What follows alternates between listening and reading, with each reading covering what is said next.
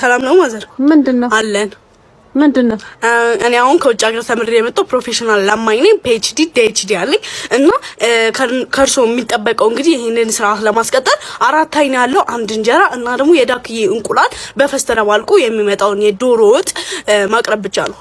ስለዚህ ደግሞ እንደዚህ አይነት ጀመርሽ? ምን ማለት ነው? እንደዚህ አይነት ልመና የለኝም ይበሉ ሲፈልጉ ማዘር ስሬና አንቆሽብኝ። እኔ እኮ ከስንት ሀገር ተምሬ ከቻቻማ የሚባለው ሀገር ተምሬ ነው የመጣሁት። ምን ማለት ነው? አሁን እንዲህ ማንቆሽሽ ምን ማለት ነው? ለውሻ ነው እንዴ? እንደዚህ ደግሞ ጀመርሽ? እንደዚህ ጀመርሽ አይደለም። ምን ሰራተኛ አልሆነልሽም? ምን በባለፈው በሰራተኛ ወጣ አልሆነልኝ። አሁን በለማኝ ነው። እሰይ ደጋርኩ። እኔ የለኝም ለእንደዚህ አይነት ጥጋበኛ አልሰጥም።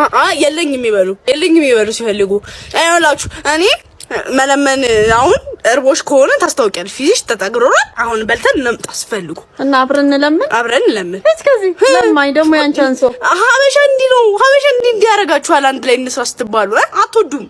በጣም ነው የምትጠሉት። አመዳም አልቀርኩም። በዛ ነው መንገድ አስረሱኝ ችጋሮት